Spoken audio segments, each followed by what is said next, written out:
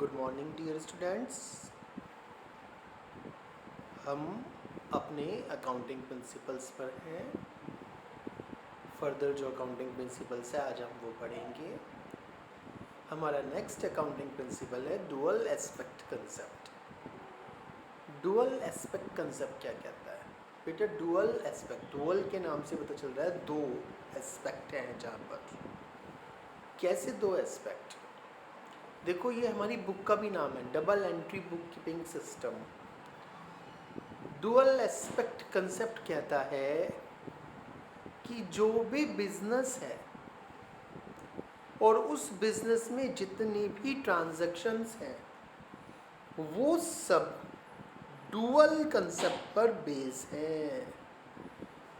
According to this concept every business transaction is recorded as having a dual concept. In other words, every transaction affects at least two accounts. If one account is debited, any other account must be credited. ये क्या बात हुई?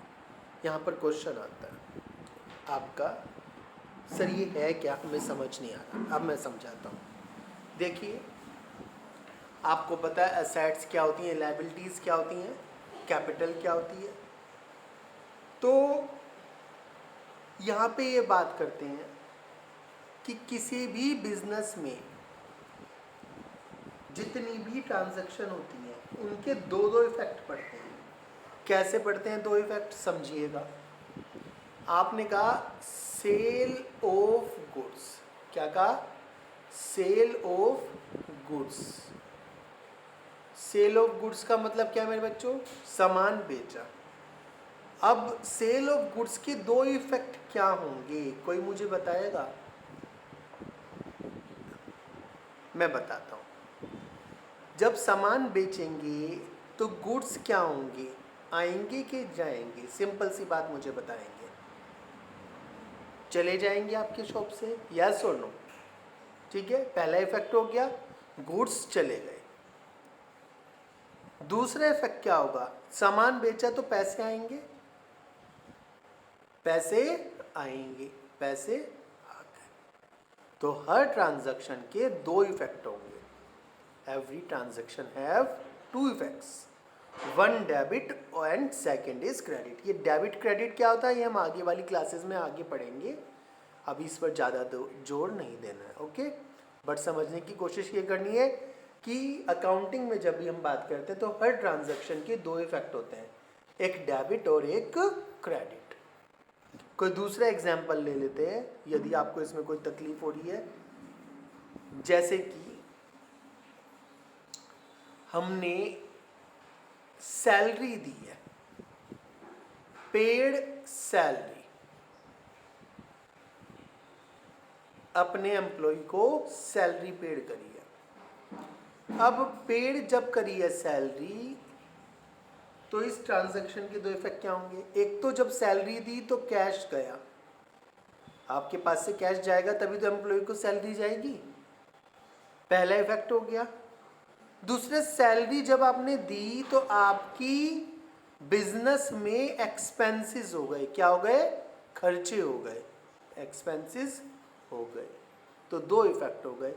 आप अपने खर्चे चढ़ाओगे नहीं खर्च चढ़ाओगे कि पैसे कहाँ गए? खर्च हुए। तो किस खर्चे में हुए? सैलरी खर्चे में हुए। खर्च प्लस हो गया और कैश क्या हो गया? माइनस हो गया। तो every transaction have two aspects, two effects. यही है हमारा डुअल एस्पेक्ट कंसेप्ट। आप घर में भी जो ट्रांजैक्शन करते हो, पैसों का लेन देन, उनके भी क्या होते हैं? दो इफेक्ट होते। ओके।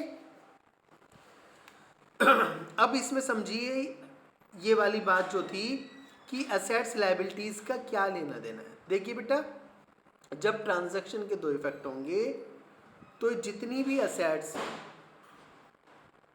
लायबिलिटीज हैं ये सब इक्वल हो जाएंगी। मतलब assets is equal to liabilities plus capital हो जाएगी।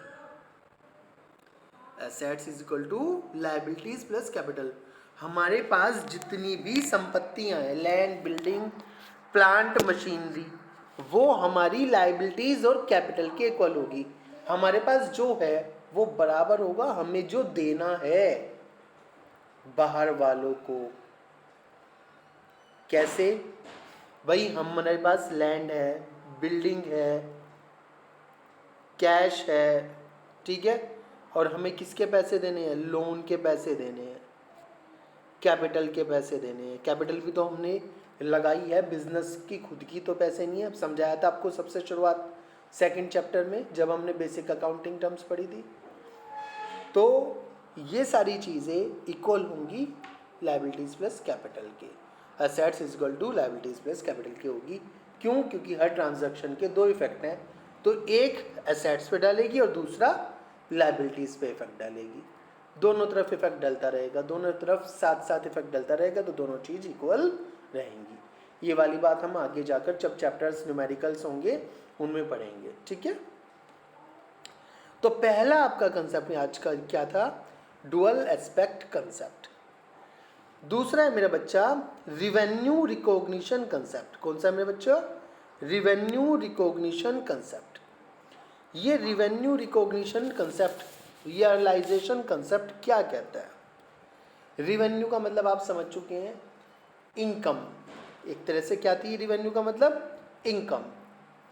आपने जब सामान बेचा और सामान बेचने के बाद आपके पास जो पैसे आए, जो इनकम हुई, उसे आप क्या कहते हैं? रिवेन्यू कहते हैं। अब रिवेन्यू रिकॉग्निशन का मतलब क्या है? रिकॉग्निशन का मतलब है कि उसे लिखना, बुक्स ऑफ अकाउंट्स में रिकॉर्ड करना। तो इनकम को बुक्स ऑफ अकाउंट्स में रिकॉर्ड कब करना है? प्रिंसिपल का, कंसेप्ट का नाम क्या है? इनकम को बुक्स ऑफ अकाउंट में कब रिकॉर्ड करना है। तो यही वाली बात यहां पे समझाइए। रिवेन्यू इज अर्नड, रिवेन्यू का पहले मीनिंग समझाया। Revenue means the amount which is added to the capital as a result of business operations, ठीक है।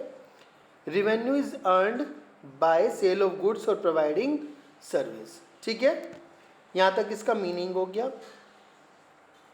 कह रहे हैं revenue is deemed to be realized when the title और the ownership of the goods has been transferred to the purchaser and when he has legally become liable to pay the amount. It should be remembered that revenue recognition is not related with the receipt of cash. अब बेटा समझो इस बात को। आप अपनी shop पर हैं और शॉप पर आपने सामान बेच दिया। जो परचेजर है वो सामान आपसे ले गया, ठीक। तो वो टाइटल जो है, मालिकाना हक जो है, ओनरशिप जो है उन गुड्स की, टाइटल का मतलब तो क्या होता है? ओनरशिप गुड्स की, मालिकाना हक। जो सामान आपने उसे बेचा वो किसके पास चला गया? परचेजर के पास चला गया।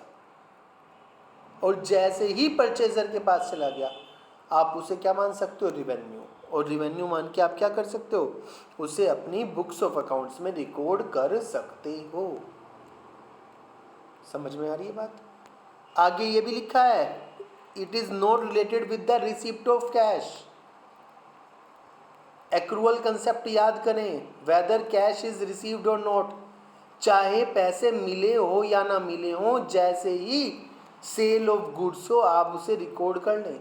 आपने सामान बेच दिया, ओनरशिप चली गई, टाइटल ऑफ गुड्स चला गया परचेजर को, खरीदने वाले को, और जैसे ही खरीदने वाले को, परचेजर को टाइटल ऑफ गुड्स आपने ट्रांसफर किया, at the same time you can write that revenue in your books of accounts. आप उसे सेल मान सकते हैं और रिवेन्यू को रिकॉग्नाइज कर सकते हैं, रिवेन्यू को अपनी बुक्स ऑफ अकाउंट्स में लिख सकते हैं। आ रही है बात समझ में?